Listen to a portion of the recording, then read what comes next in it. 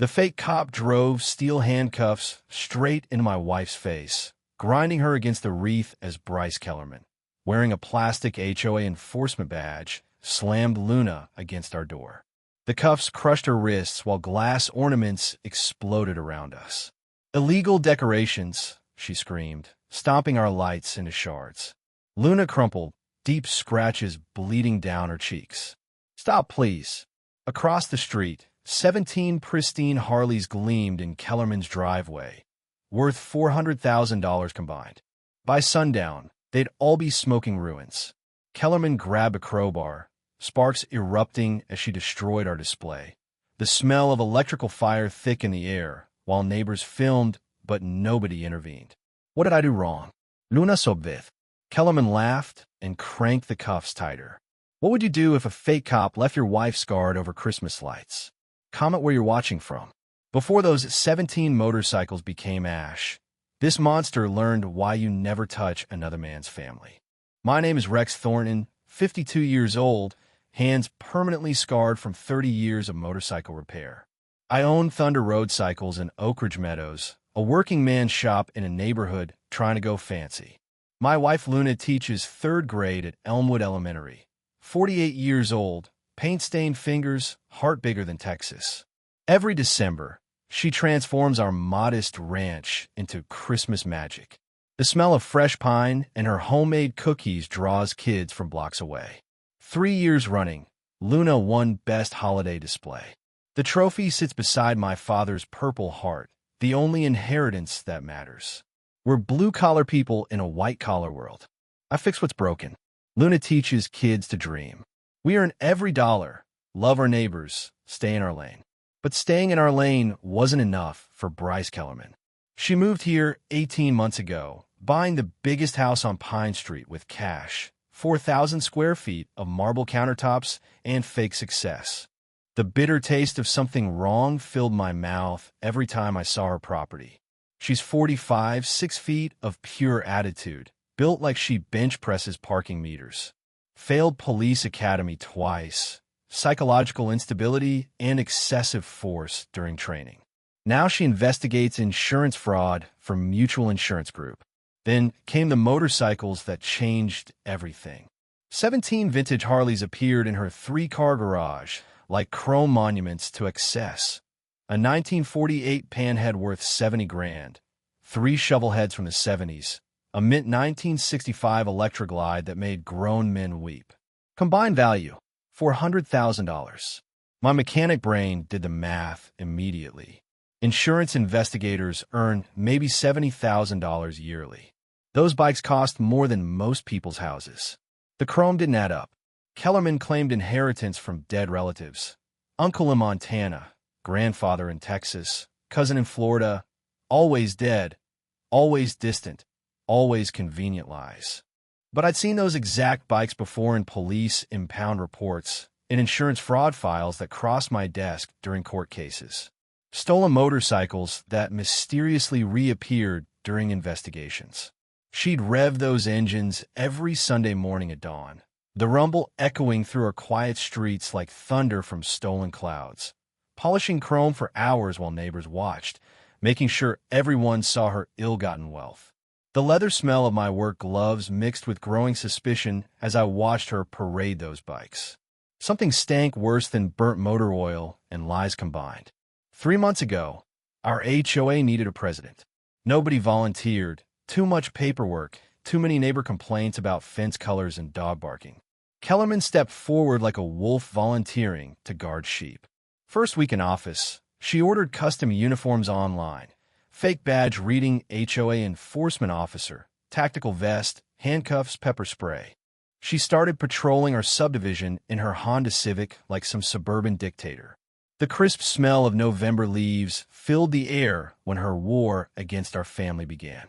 I was rebuilding a Sportster engine when gravel crunched under her approaching tires, the sound reminding me of bones breaking under pressure. Thornton, code violation. I looked up, grease coating my knuckles. What now, Bryce? Grass height exceeds regulation maximum. She brandished a metal ruler like a weapon. 3-inch limit. 2.5. It's half an inch of grass. Rules are rules. $50 fine if not corrected. But rules didn't apply to everyone equally. 2 weeks later, Luna hung our Christmas display. November 28th, tradition for 15 years. By sunset, our house glowed like captured starlight. Children pressed faces against car windows, pointing at Luna's artistic magic. Kellerman's boots stomped across our yard that evening, each step deliberate and threatening. Violation, she screamed. Premature holiday displays. Luna stood holding hot cocoa, steam rising in the cold air. What's premature? It's almost December. Regulation 47B. No decorations before December 1st. $500 daily penalty. I walked outside, breath visible in sharp puffs. Show me that regulation. Her hand shook, holding the clipboard. Board-approved statute. Let's verify through county records, then. Fear flashed across her face faster than headlights on wet pavement. That night revealed Kellerman's hypocrisy. Luna's photos showed Kellerman's house blazing with lights since November 15th, 2 weeks before a violation. 17 neighbors had early decorations. Only 2 received citations. Us and Martinez family. The mechanic who might recognize stolen motorcycles, the Hispanic family who didn't fit her vision. Kellerman was building an empire of fear and discrimination. But she had no idea I'd already started planning how to burn it all down. The next morning brought Kellerman's first real power move. A yellow envelope waited on my front door, taped with military precision. Official letterhead. Oak Ridge Meadows Homeowners Association. Emergency injunction. Inside, complete insanity. All Christmas lighting displays must cease immediately due to Federal Aviation Administration safety violations. Aircraft approach patterns compromised by excessive illumination. Compliance required within 24 hours or face $1,000 daily penalties. I read it twice, then laughed until my ribs hurt.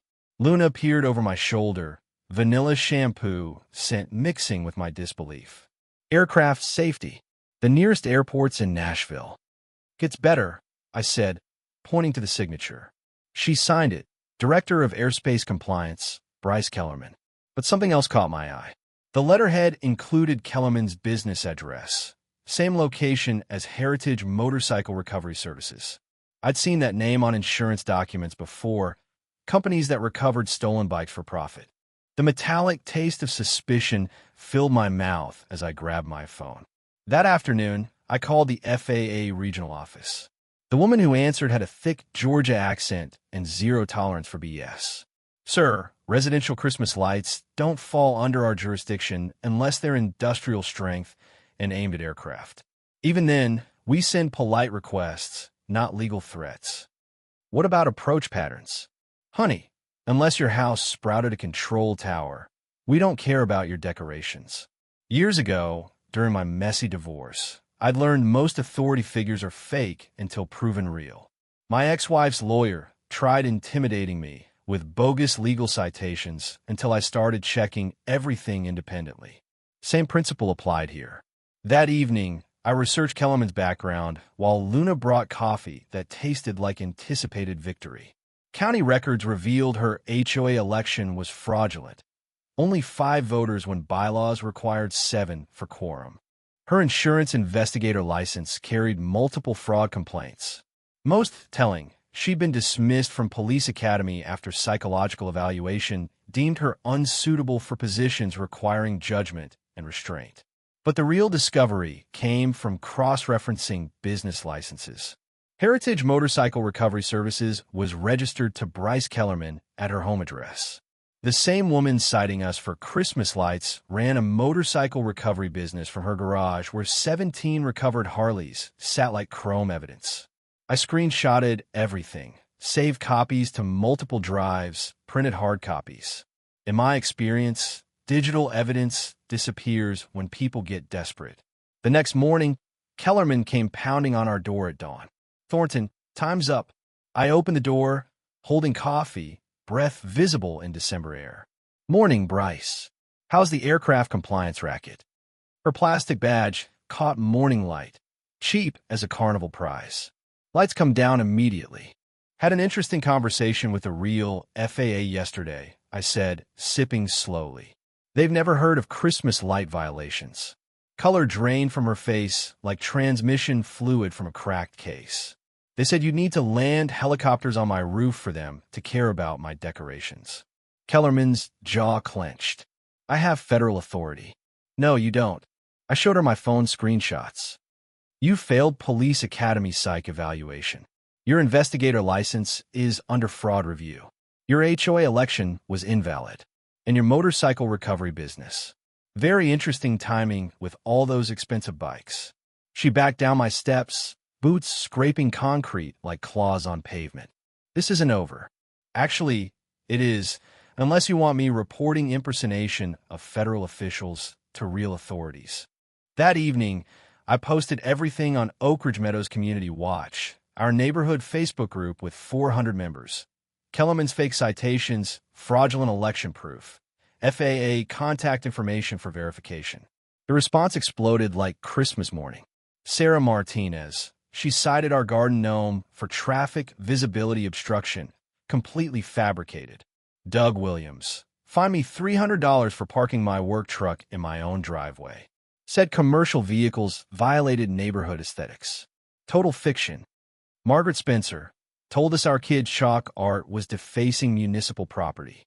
It's our sidewalk. Within 4 hours, 28 neighbors shared Kellerman horror stories. Fake violations targeting middle-class families, power trips disguised as law enforcement, a pattern of systematic harassment. Comments flowed like broken dam water. People posting photos of bogus citations, sharing legal resources, building community resistance against our manufactured authority. Linda Thompson, retired court clerk, delivered the knockout punch. Private citizens cannot issue municipal violations. Only license code enforcement has that authority. She's been committing fraud for months. By morning, the post had 81 comments and 112 angry reactions. Our quiet neighborhood had become a digital revolution. But Kellerman's response revealed her true nature. I was rebuilding a shovelhead transmission when my phone buzzed. Unknown number. Delete that post and apologize publicly, or some of those motorcycles in my garage might get permanently redistributed to their rightful owners.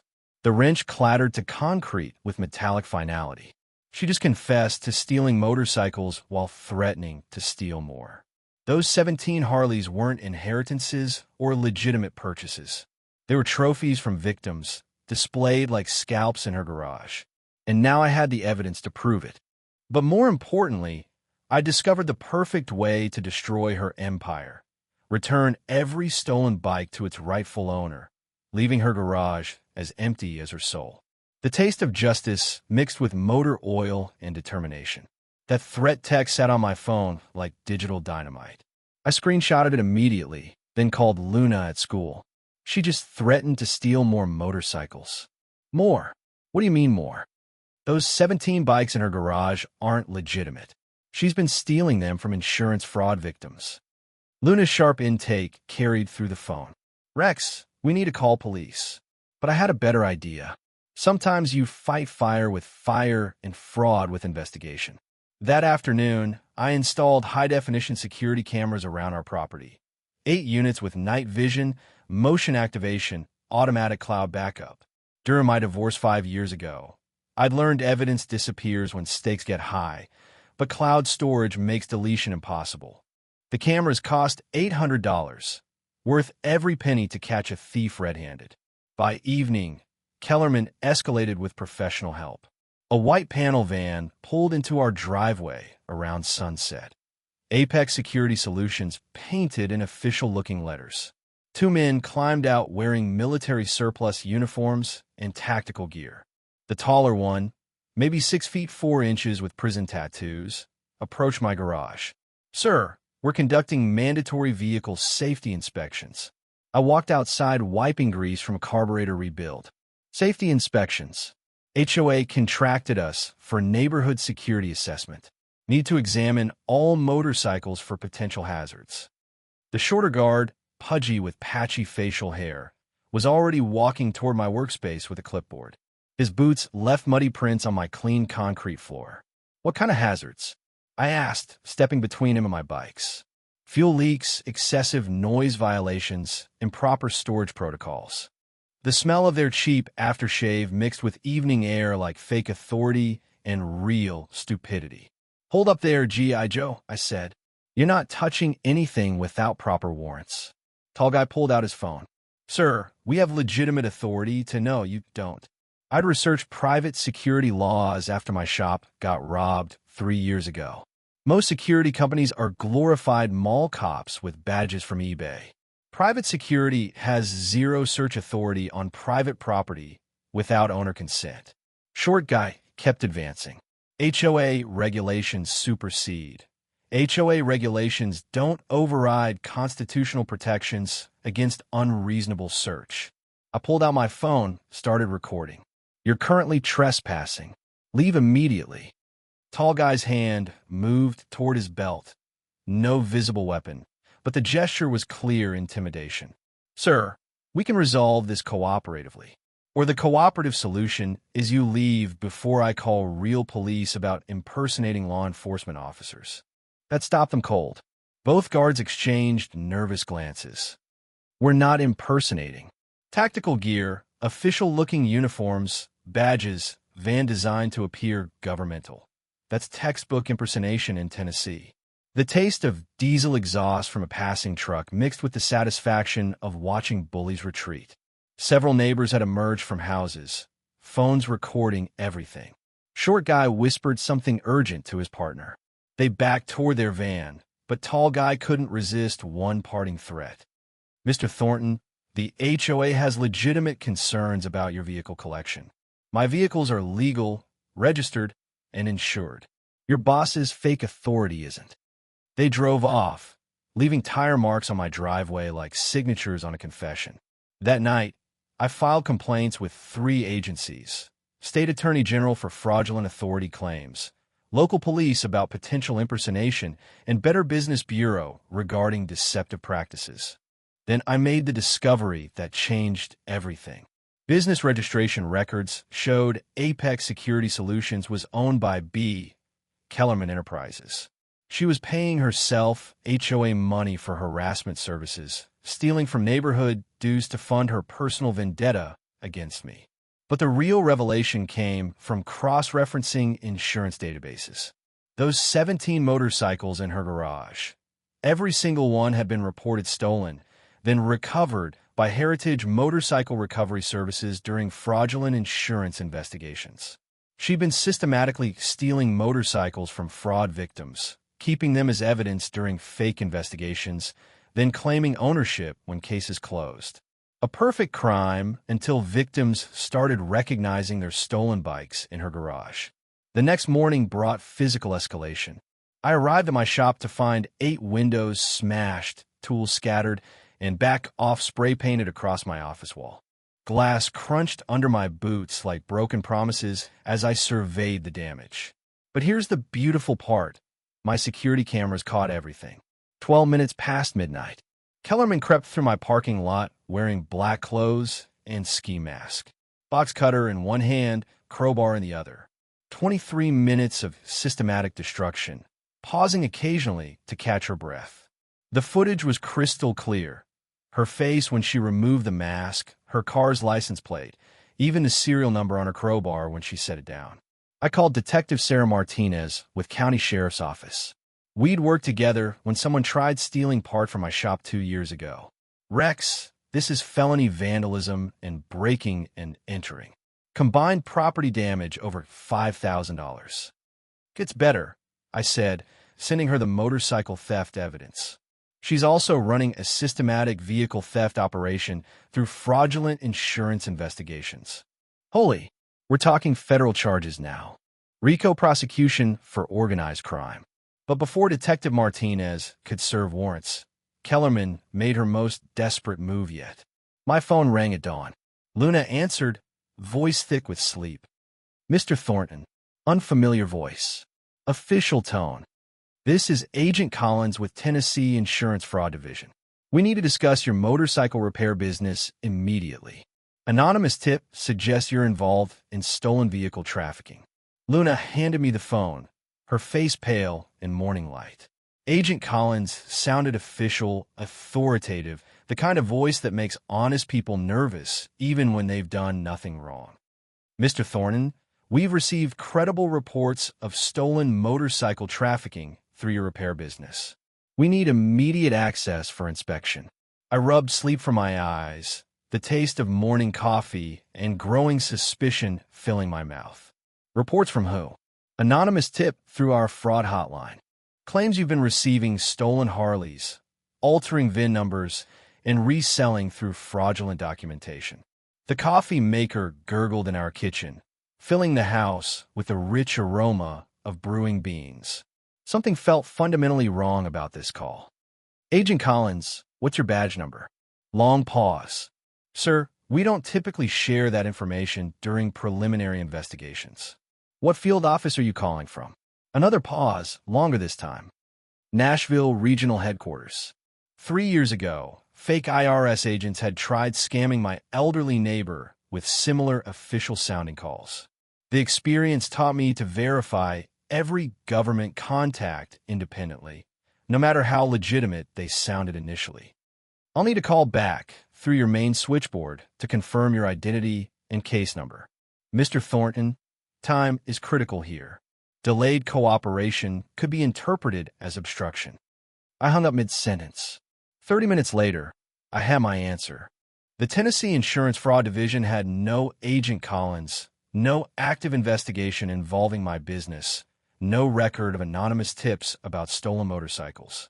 Kellerman was now impersonating state law enforcement officers. That afternoon, the situation turned physical and personal. I was replacing brake pads on Luna's Honda when gravel crunched in our driveway. Kellerman climbed out of her car wearing a cheap gray business suit and carrying an official-looking briefcase. Rex Thornton, you're under citizen's arrest for insurance fraud and stolen vehicle trafficking. I looked up from the brake caliper, motor oil coating my knuckles, the smell of brake fluid mixed with December air. Citizens what now? Citizen's arrest. I have evidence of your criminal activities. She pulled out real handcuffs, heavy steel, not the toy restraints from before. Bryce, you can't just... She lunged forward, trying to grab my wrist. The woman was surprisingly quick for someone who'd failed police academy fitness requirements twice. I stepped back, brake fluid dripping from my hands. Touch me, and it's assault. I'm making a legal arrest under Tennessee code. She swung the handcuffs like a medieval flail. Metal glinted in afternoon sunlight. That's when Luna burst from our house, phone recording everything. I'm streaming this live to Facebook. Neighbors are calling real police. Kellerman froze mid-swing, handcuffs dangling from her grip like a mechanical snake. Put those down, I said calmly. Walk away. Last chance before this becomes a felony. Her face turned beet red, sweat staining her discount suit. You think you're so smart with your research and your lawyer tricks. I know what you really are. What's that, Bryce? White trash with stolen motorcycles. You don't belong in this neighborhood with decent people. There it was, the real motivation bleeding through her manufactured authority. Not HOA rules or insurance concerns. Pure class warfare from a failed cop who couldn't stand seeing a working man succeed honestly. Those bikes in my shop represent 30 years of honest work, I said, setting down my wrench. Every part cataloged, every repair documented, every title clean. Probably all stolen. That's when she made her biggest tactical error. Kellerman charged forward with handcuffs raised, trying to tackle me against Luna's car. I sidestepped like dodging a drunk customer at closing time. Her momentum carried her straight into my workbench. Tools scattered everywhere with metallic crashes that echoed through our garage. She came up swinging handcuffs wildly, catching me across the knuckles. Skin split. Blood dripped on a concrete. But Luna's phone captured every second of unprovoked assault. Sirens wailed in the distance. Real police summoned by real neighbors who'd witnessed real crimes being committed in broad daylight. Kellerman heard them too. She dropped the handcuffs and limped toward her car, favoring her left leg from the workbench collision. "This isn't finished," she screamed, tires squealing as she fled. "I'll destroy you." 3 patrol cars arrived within minutes. Officer Janet Williams took my statement while paramedics bandaged my split knuckles. The copper taste of adrenaline lingered in my mouth like metallic determination. "Mr. Thornton, we have clear assault and battery charges here, plus attempted false imprisonment. Combined with previous property damage, this woman's looking at serious prison time." "There's more," I said, showing her my phone recordings. She impersonated a state insurance agent this morning, called claiming I was under federal investigation. Officer Williams whistled low. "Impersonating state officials is a Class C felony. We're talking multiple federal charges now." But as police drove away with their reports and evidence, I felt the calm before a hurricane. People like Kellerman don't surrender when cornered by facts and law enforcement. They get desperate. They escalate.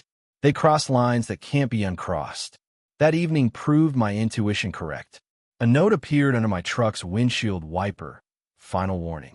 Those motorcycles disappear by midnight. Or Luna pays the ultimate price. You can't watch her every second. She just graduated from harassment to threatening murder. Time to end this war permanently using the only language bullies truly understand. Overwhelming, decisive retaliation that destroys their ability to hurt anyone ever again. The taste of justice mixed with motor oil and cold fury. That death threat against Luna changed everything. I called Detective Martinez immediately, but also made a decision that would alter the course of this war. "Rex, we need protective custody until we can arrest her." "No," I said, watching Luna grade papers at our kitchen table, completely unaware of the monster stalking our family. "Running won't solve this. I'm going on offense." That night, I did something I'd never done before. I went dumpster diving in enemy territory. Kellerman's garbage pickup was Thursday mornings. Wednesday at midnight, I crept behind her mansion with heavy-duty flashlight and latex gloves. The smell of rotting food and wet cardboard filled the December air as I lifted her oversized trash bin lid. What I found inside changed everything I thought I knew about this conflict. Buried beneath takeout containers and coffee grounds were dozens of manila folders, insurance investigation files, names I recognized from our neighborhood, mixed with addresses from across 3 states. Mrs. Spencer from Pine Street. File marked motorcycle theft recovery, 1965 Electra Glide, $67,000 settlement. Doug Williams from Oak Avenue. Harley Davidson theft investigation, 1973 Shovelhead, $41,000 payout. The Martinez family from Elm Drive. Vintage motorcycle disappearance, 1948 Panhead, $89,000 claim. Every family Kellerman had harassed with fake HOA violations had motorcycle theft files in her garbage. But these weren't legitimate investigations. These were systematic theft operations disguised as insurance work. My flashlight beam illuminated page after page of forged police reports, staged crime scene photos, and fabricated witness statements. The metallic taste of disgust filled my mouth as the scope of her crimes became clear. Mrs. Spencer never owned a 1965 Electra Glide. The theft report showed Kellerman's garage, not Mrs. Spencer's property. She'd used innocent neighbors' identities to file fraudulent theft claims, collected settlement money, then kept the stolen motorcycles as evidence that never got returned. Doug Williams' stolen 1973 Shovelhead was sitting in Kellerman's garage right now, polished and displayed like a trophy. The theft had occurred at an address that didn't exist, investigated by officers who'd never been contacted. The Martinez family's missing 1948 Panhead, the exact bike I'd seen Kellerman revving every Sunday morning, had supposedly disappeared from a storage unit that had no record of the Martinez family ever renting space. She'd been systematically stealing identities from Oak Ridge Meadows residents, filing fake motorcycle theft claims, collecting massive insurance payouts, and keeping the evidence motorcycles as her personal collection. But the most chilling discovery came at the bottom of the pile. A folder labeled Thornton Rex Shop Inventory Theft, contained staged photos of my garage with bikes mysteriously missing. Fake police reports claiming my entire inventory had been stolen. Insurance estimates totaling $890,000 for total loss replacement. Kellerman was planning to burn down my shop, file fraudulent theft claims for every motorcycle inside, collect nearly $1 million in insurance money, and blame me for insurance fraud when investigators found discrepancies. The harassment, fake violations, escalating confrontations, everything was designed to make me appear unstable and criminal when my shop mysteriously burned with all evidence inside. Who would believe the crazy mechanic who'd been fighting with the respected insurance investigator? My hands trembled as I photographed the final page, a contact list for motorcycle chop shops across 5 states, places that specialized in breaking down stolen Harleys for untraceable parts and resale. Those 17 vintage motorcycles weren't trophies or investments. They were evidence of 17 families whose identities had been stolen, whose dreams had been converted into Kellerman's criminal empire, and I was supposed to be victim number 18. I called Detective Martinez from my truck, hands still shaking with rage and revelation. "You need to see this tonight. Rex, it's 3 o'clock in the morning. Kellerman's not just harassing neighbors or stealing HOA funds. She's running a multi-state motorcycle theft and insurance fraud operation worth over $2 million. I have evidence of 17 victims and counting." Silence stretched across the phone connection. "I'll be right over." As I drove home with photographic evidence of a systematic criminal enterprise, one thing became absolutely clear. This wasn't about Christmas lights or HOA power trips.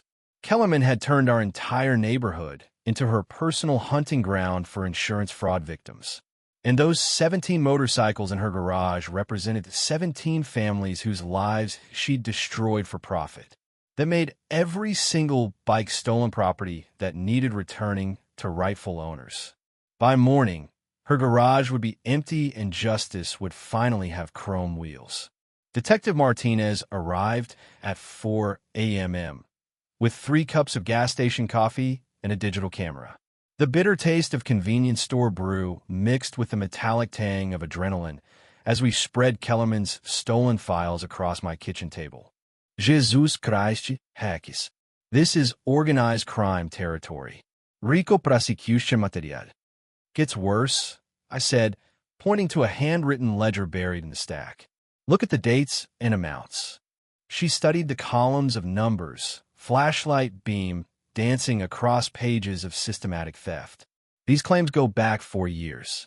She's stolen over $2 million and kept the evidence motorcycles as personal trophies. By dawn, we'd cataloged 43 fraudulent insurance claims across 7 states. Kellerman had been very busy building her criminal empire, but I needed more than evidence. I needed allies who could help me execute the perfect justice. That morning, I made 4 phone calls that would change everything. First call, Tessa Martinez, Detective Martinez's retired sister who lived on Elm Drive. 28 years with Nashville PD's fraud division before moving to Oak Ridge Meadows for the quiet life. "Rex, honey, quiet's overrated when criminals move next door," she said after I explained the situation. "Count me in." This violated every decent person in our neighborhood. Second call, Dr. Emmett Walsh, forensic accountant who'd handled my business taxes for 10 years. He specialized in financial crimes for private law firms and owed me favors after I'd rebuilt his vintage Sportster engine for cost of parts only. "Send me those files, Rex. If there's a money trail, I'll find every hidden account and shell company. These fraud operations always have offshore assets." Third call, Jake Wrench Morrison, president of Steel Thunder Motorcycle Club. We'd served together in Army Reserve before he went legitimate with charity rides and community events, but his boys knew how to handle themselves when situations required muscle. "Que yerman sreten luna." Jake's voice turned ice cold through the phone. "Nobody threatens family. We'll be there for backup."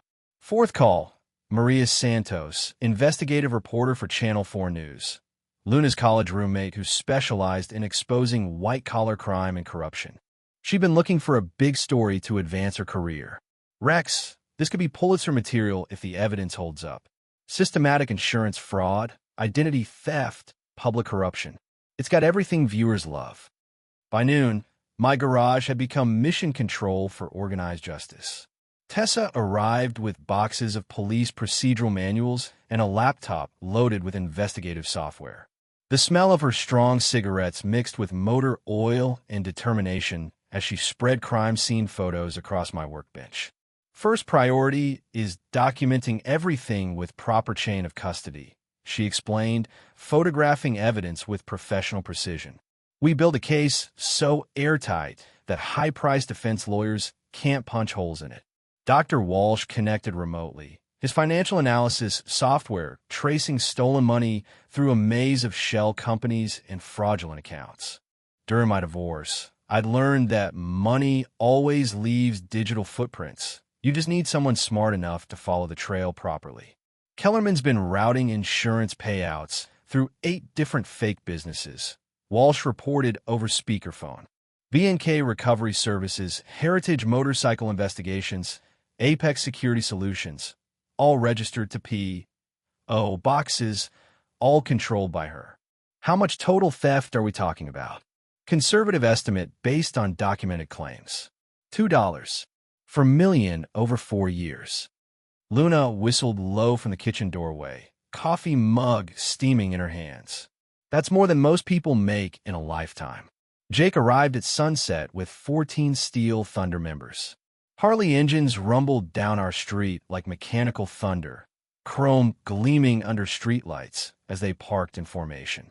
Officially, we're here for tomorrow's charity toy run, Jake announced, leather vest creaking as he dismounted.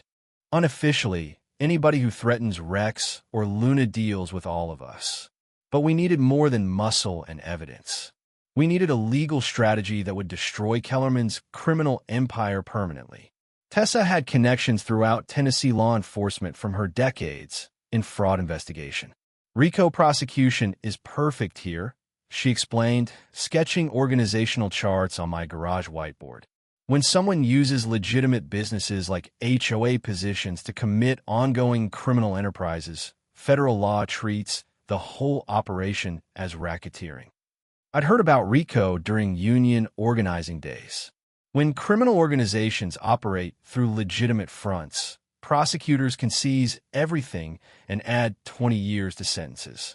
Dr. Walsh outlined the asset forfeiture possibilities.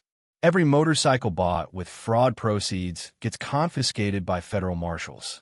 Kellerman's house, cars, bank accounts, everything purchased with stolen money becomes government property. But Maria Santos provided the crucial final element: public exposure that would prevent cover-ups or plea bargaining. Live television coverage during the arrest creates accountability, she explained, adjusting camera equipment in my garage.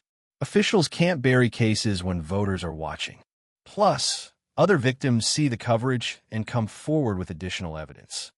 Meanwhile, we prepared our surveillance network for tomorrow's final confrontation. Motion-activated cameras disguised as Christmas decorations, audio recording devices hidden in weatherproof lawn ornaments, neighbor communication system using encrypted messaging apps. Key principle, Tessa explained while installing a tiny camera inside a plastic reindeer. Assume everything will be challenged in court. Every piece of evidence needs independent verification and proper documentation. By midnight, our trap was perfectly set.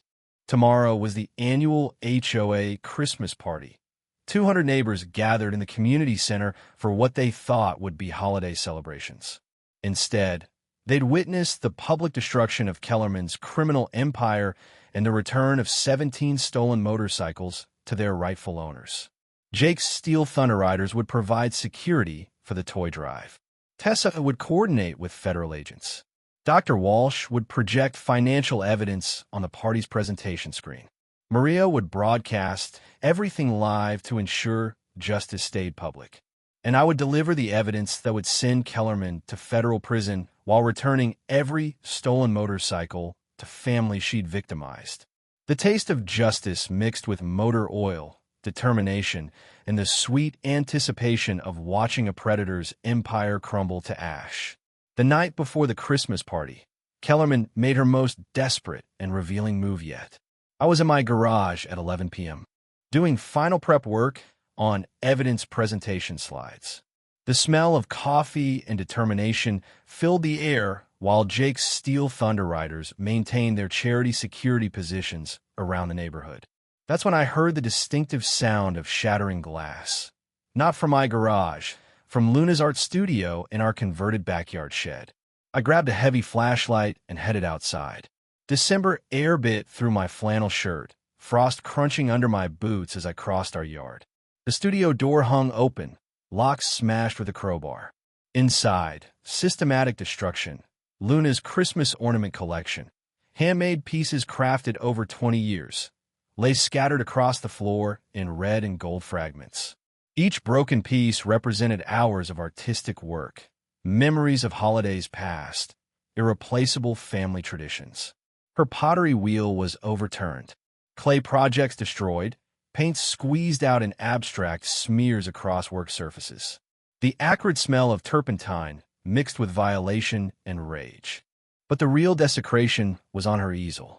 Luna's latest painting, a winter landscape she'd worked on for 6 months, had been slashed with a box cutter. Diagonal cuts through snow-covered mountains and frosted pine trees.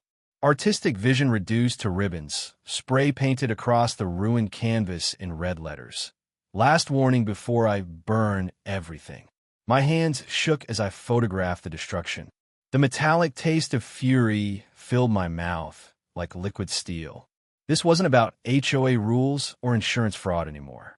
This was personal violation of everything Luna held sacred. I called Luna's cell immediately. She was staying at her sister's house for safety, 40 minutes away in Franklin. "Honey," I said, trying to keep my voice steady. "She hit your studio." The silence stretched like a broken guitar string. "My Christmas ornaments. I am sorry." The winter painting destroyed. I heard her sharp intake of breath and quiet sobbing. 20 years of marriage, and I'd never felt more helpless watching someone I love suffer. "Rex, those ornaments. Some are from my grandmother. Glass angels she made during the Depression.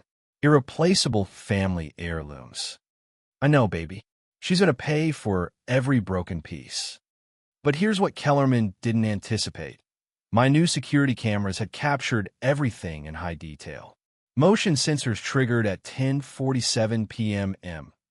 Crystal clear footage showed Kellerman parking 3 blocks away, walking through neighbors' backyards, and spending 28 minutes systematically destroying Luna's life's work.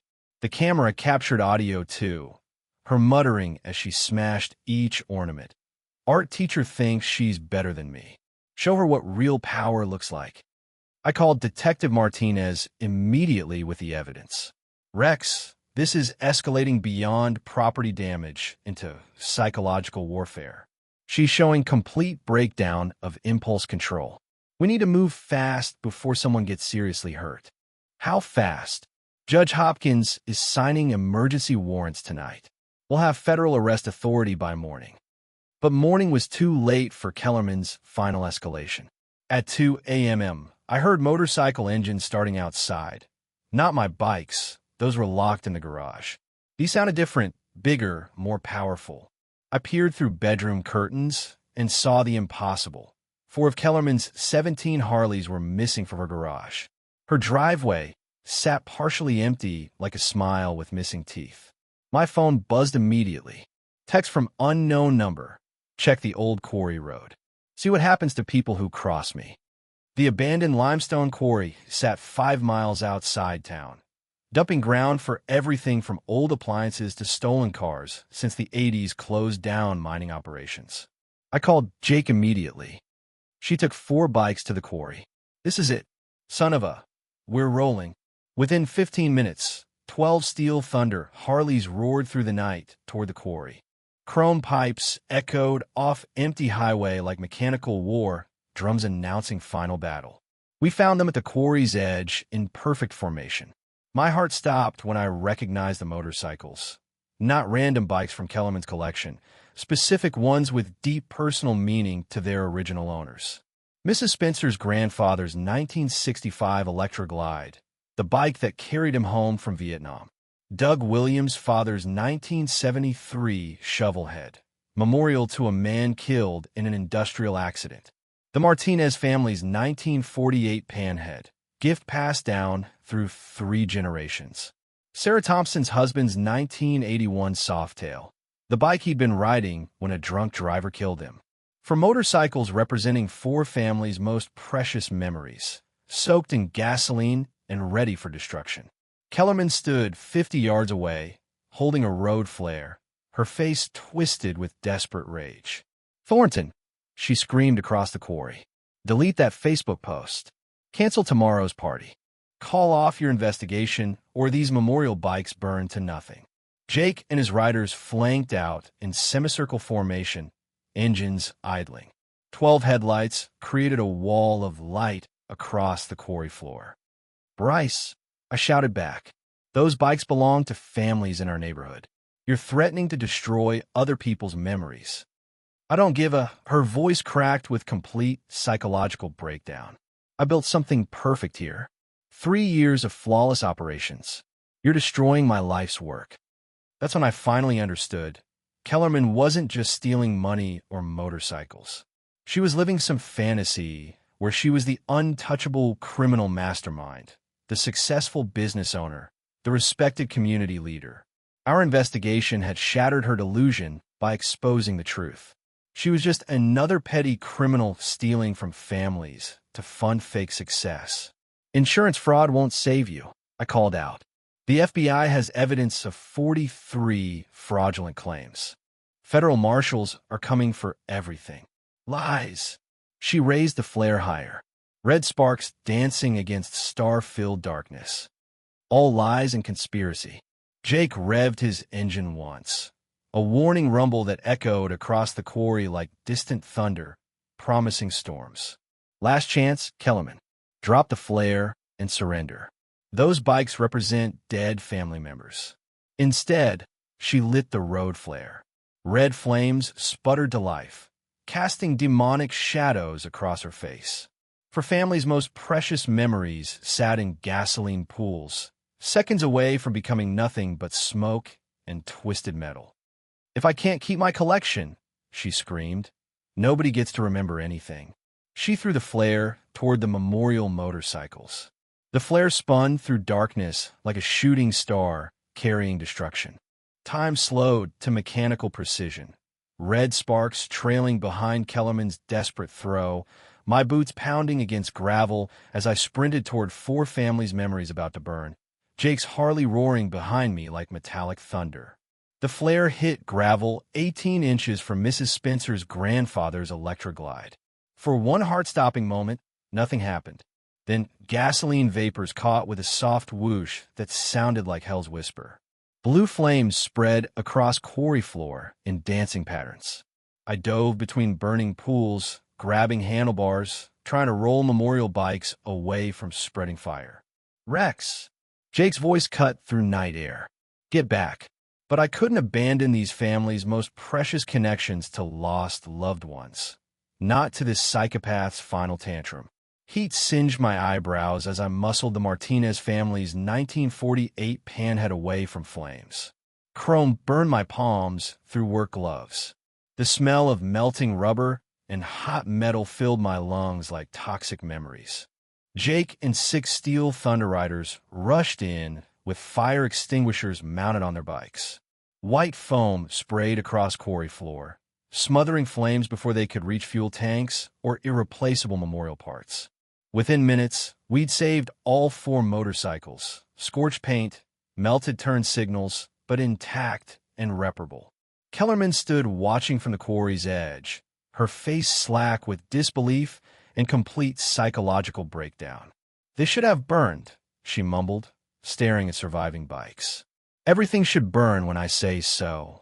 That's when Detective Martinez arrived with 8 patrol cars, sirens wailing across empty landscape.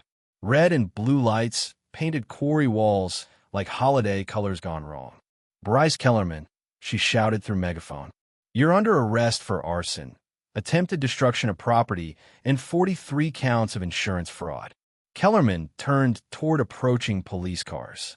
For a moment, I thought she might surrender and accept responsibility for her crimes. Instead, she ran straight toward the quarry's edge, a 60-foot drop into black water that had swallowed construction equipment and stolen cars for decades. "Stop," Detective Martinez commanded. "There's nowhere to go." But Kellerman wasn't thinking rationally anymore. 4 years of criminal success had collapsed in 72 hours. Her perfect scheme destroyed by a mechanic with security cameras and too much determination. She reached the cliff edge without slowing down. The splash echoed across the quarry like a gunshot, announcing justice. Emergency divers pulled her out 35 minutes later, half drowned and ranting about federal conspiracies and biker gang terrorism. Hypothermia and complete psychological breakdown had reduced the neighborhood's terror to shivering, babbling wreckage. They loaded her into an ambulance, still screaming about stolen evidence and government cover-ups that existed only in her fractured mind. The next morning brought unexpected federal visitors. Agent Sarah Spencer from FBI's Financial Crimes Division knocked on my door at 8 a.m. Behind her stood Agent Rodriguez from Tennessee Bureau of Investigation and Assistant District Attorney Williams. "Mr. Thornton," Agent Spencer said over coffee and Luna's cinnamon rolls, "we need to discuss your evidence against Bryce Kellerman and her criminal organization." Over 2 hours, I laid out everything. Insurance files from her garbage, Dr. Walsh's financial analysis tracking stolen money, Tessa's investigative timeline documenting systematic fraud.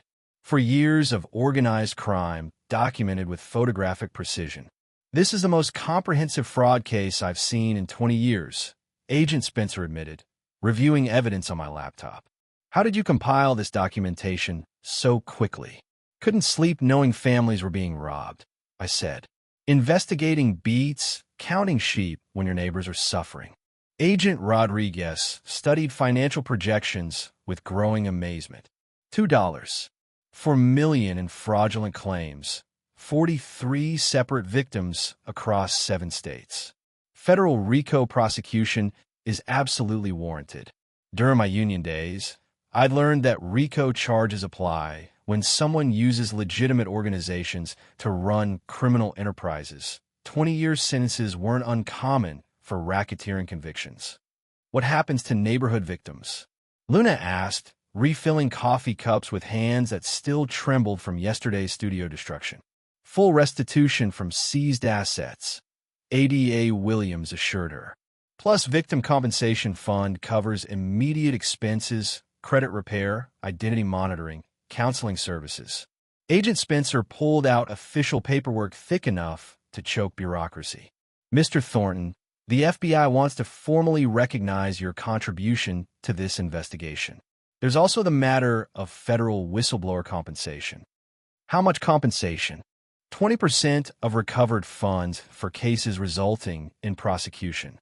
Based on current asset seizures, approximately $480,000. Luna nearly dropped her coffee mug. That represented 15 years of combined income from our honest work.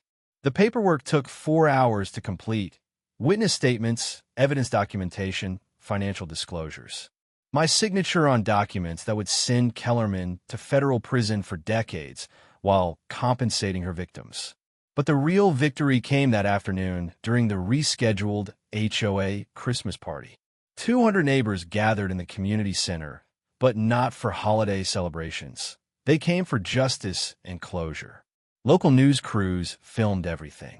Maria Santos interviewed residents about their experiences with Kellerman's systematic fraud and identity theft. Mrs. Spencer, holding photos of her grandfather's restored Electra Glide. She stole not just money but family memories. 40 years of keeping Grandpa's bike perfect, stolen with forged paperwork. Doug Williams, tears in his eyes. That shovelhead represented my father's sacrifice working dangerous jobs. She turned his memory into profit. One by one, 17 families told their stories. A community learning how their trusted HOA president had systematically robbed them of money, memories, and faith in authority. The FBI announced full prosecution with multiple federal charges. Asset forfeiture would return every stolen motorcycle to rightful owners. Kellerman faced life in prison without possibility of parole.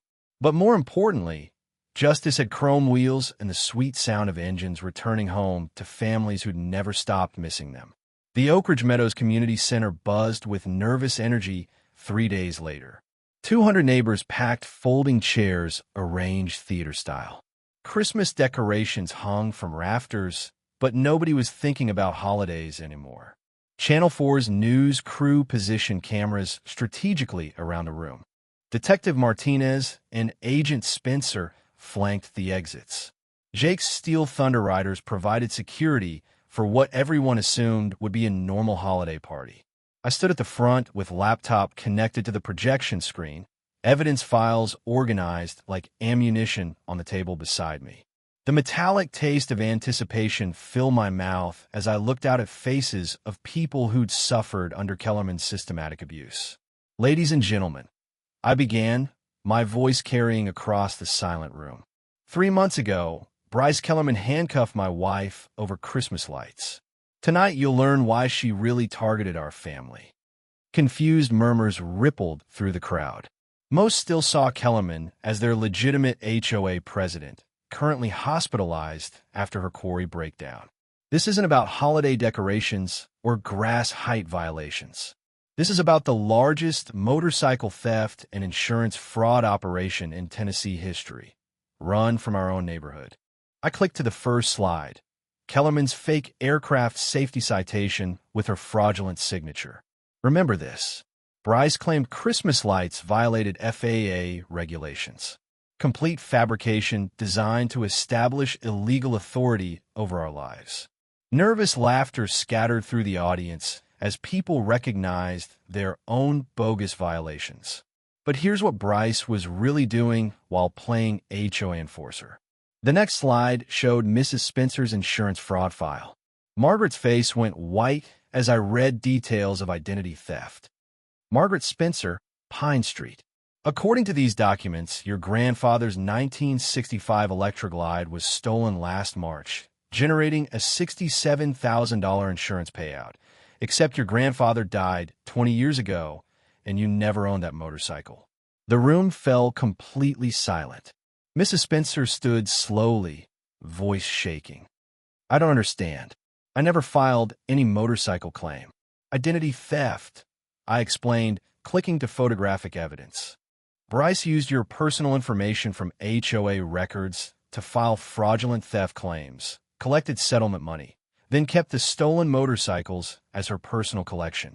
Angry voices erupted throughout the room like a breaking dam. That's impossible, shouted Robert Henderson from the back row. Bryce investigates insurance fraud. She doesn't commit it. Actually, I said, clicking to termination documents. Mutual Assurance Group fired Bryce 6 weeks ago for falsifying investigation reports. Her insurance career ended the same day she started targeting our family. The projection screen showed Kellerman's employment termination letter dated 3 days before she'd handcuffed Luna. Doug Williams, your next victim. Doug's face drained of color as I displayed his fraud file. Stolen 1973 shovel head, $41,000 claim. Your father's memorial bike allegedly disappeared from a storage unit you never rented. I've never owned a Harley in my life, Doug stammered. My father died in a factory accident. I work in accounting. Sarah Martinez, stolen 1948 panhead, $89,000. Your family's 3-generation heirloom supposedly vanished from your garage while you were visiting relatives in California. Sarah stood up, hands trembling with rage. We don't own motorcycles. How is this possible? HOA president has access to everyone's emergency information, home insurance policies, social security numbers, everything needed for systematic identity theft. The crowd's anger built like steam in a pressure cooker. Voices rose throughout the room as people realized the scope of systematic victimization. That lying, she had copies of our house keys. How many families did she rob? I clicked to Dr. Walsh's comprehensive financial analysis. 43 fraudulent claims over 4 years. Total theft, $2 per million. The number hit the room like a physical blow. Several people gasped audibly while others cursed under their breath. But here's the beautiful ending to this nightmare. I continued clicking to federal asset seizure documents. Every motorcycle Bryce bought with stolen money has been confiscated by federal marshals. Every bike is being returned to families whose identities were used for fraud. That's when the community center doors opened and federal marshals wheeled in 17 vintage Harleys on transport dollies. Mrs. Spencer's grandfather's 1965 Glide, polished and restored. Doug Williams' father's 1973 Shovelhead, memorial to honest work. The Martinez family's 1948 Panhead, 3 generations of heritage. 17 motorcycles representing 17 families' stolen memories finally coming home. Tears flowed freely as families recognized bikes they'd never actually owned but had been defrauded over. The irony was perfect. Kellerman's trophy collection became evidence of her own crimes. Agent Spencer stepped forward with handcuffs ready for ceremonial arrest. "Speaking of Bryce Kellerman," she announced. "Federal marshals arrested her at the hospital this morning." The room buzzed with anticipation as the community center doors opened again. Kellerman walked in wearing an orange jumpsuit and ankle shackles, flanked by 2 federal deputies. She looked around the room of furious neighbors, then up at the projection screen showing her systematic crimes. Her face transformed from confusion to horror to desperate rage. "This is all fabricated," she screamed, pointing at me with shackled hands. "Rex Thornton invented everything. He's a criminal, a motorcycle thief." "Actually," I said, clicking to the final slide showing security footage of her destroying evidence. "Here's video of you burning fraud documents in your backyard 3 nights ago." The screen showed Kellerman's face clearly visible in firelight as she destroyed evidence of her own crimes. "Ladies and gentlemen," I announced with satisfaction that tasted like motor oil and justice. While Bryce Kellerman was handcuffing my wife for hanging Christmas lights, she was stealing your identities to build a criminal empire. The federal government has 47 felony warrants with her name on them. The room erupted in chaos, 200 voices demanding justice. Kellerman screaming denials while deputies dragged her toward the exit. Agent Spencer's voice cut through the noise. "Bryce Kellerman, you're under federal arrest for..." The handcuffs clicked shut around Kellerman's wrists with metallic finality. Real federal restraint applied by actual law enforcement, not fake authority wielded by criminals in costume. "You have the right to remain silent," Agent Spencer began. But Kellerman kept screaming conspiracies until deputies dragged her toward justice. The community center erupted in thunderous applause. 200 neighbors who'd lived under a tyrant's fake authority finally witnessed evil destroyed by ordinary people refusing to surrender. Maria Santos interviewed me live on television.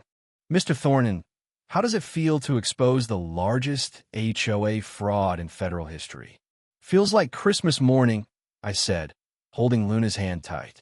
"My wife can hang her lights again without criminals threatening our family." 8 months later, justice served a feast of consequences.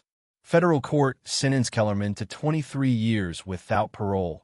47 felony convictions destroyed her life, while $487,000 in whistleblower rewards rebuilt ours. Every stolen asset went to victim restitution. But money couldn't measure our real victory. Watching love triumph over hate in 17 different families. Mrs. Spencer wept, holding her grandfather's restored 1965 Glide. I thought his memory was lost forever. Now I can teach my grandchildren about his sacrifice. Doug Williams started his father's 1973 Shovelhead for the first time in 4 years. Dad's bike sounds exactly like I remembered, like he's still here with us. The Martinez family held a memorial ride on their recovered 1948 Panhead, 3 generations together, honoring ancestors while building new memories. 17 families reconnected with stolen pieces of their hearts, all because neighbors decided to fight back together. Our HOA transformed completely. Margaret Spencer became president, abolishing decoration restrictions immediately. Doug Williams discovered $34,000 more in Kellerman's hidden theft accounts. Luna organized monthly community art projects, bringing families together. That December, our Christmas display became neighborhood legend. Every family contributed lights, decorations, volunteer hours. Our modest street blazed with collaborative joy, stretching across 6 properties. The newspaper's Christmas Day headline read, "How Christmas Lights Defeated a Criminal Empire." I smelled hot chocolate and victory every evening, watching children play safely in yards no longer terrorized by fake authority. But personal justice wasn't enough. I wanted our nightmare to protect other families forever. Using the whistleblower reward, Luna and I established the Chrome and Community Foundation, real solutions for real people facing fraud and corruption. Our 3 missions emerged from hard-earned wisdom: education, protection, and celebration. Education means teaching families to fight back effectively. We've learned that most corrupt officials count on ignorance. Always verify HOA authority through county records. Demand original documentation for violations. Report suspicious activities to state fraud hotlines that pay rewards. Knowledge defeats intimidation every time. Protection provides real help when families get targeted. Free credit monitoring, legal assistance, emergency financial aid.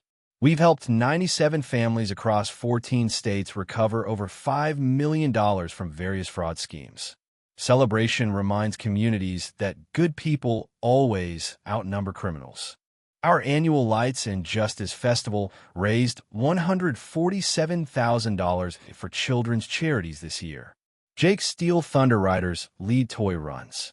Luna coordinates art projects. Everyone wins when neighbors support each other. Luna's artistic resurrection became our most beautiful victory. Her new series, Suburban Resilience, shows ordinary people defeating extraordinary evil through community solidarity. Museums across 3 states display her work permanently. The winter landscape Kellerman destroyed inspired her masterpiece. Christmas lights shine brightest after defeating darkness. She painted that title from memory, sitting in our backyard last Christmas Eve, watching neighborhood families enjoy displays without fear. Tears mixed with watercolors as she captured something money can't buy: peace in your own home. Dr. Walsh and Tessa Martinez joined our foundation full-time. Together, they've exposed corruption in 21 states, proving that one neighborhood's courage creates nationwide protection. My garage became a teaching center where teenagers learn honest skills while hearing stories about standing up to bullies. Every motorcycle represents American values. Work hard, help neighbors, never surrender to criminals wearing fake badges. But the sweetest victory happens every December evening when I walk outside and see Luna's Christmas lights blazing freely. No fake violations threatening our family. No stolen motorcycles displayed as criminal trophies. No corrupt officials poisoning our community. Just American neighbors celebrating freedom, friendship, and a simple right to hang Christmas lights without persecution from thieves disguised as authority. Real justice tastes like Luna's hot chocolate on cold December nights, surrounded by families who became blood relatives through shared struggle. Watching lights twinkle in defiance of every criminal who forgot that Americans don't kneel to bullies. The chrome gleaming in my garage reminds me daily: honest work defeats corruption. Community beats criminals. And Christmas lights always shine brighter when good people refuse to live in darkness. That's not my only corruption-fighting story. Wait until you hear about the fake building inspector who tried condemning our neighbor's house for development fraud. Turns out defeating criminals gets easier once you understand their playbook. Share your HOA nightmare or corruption story in the comments below. The most outrageous gets featured next week on HOA Stories. Subscribe to HOA Stories for David versus Goliath Justice every Tuesday.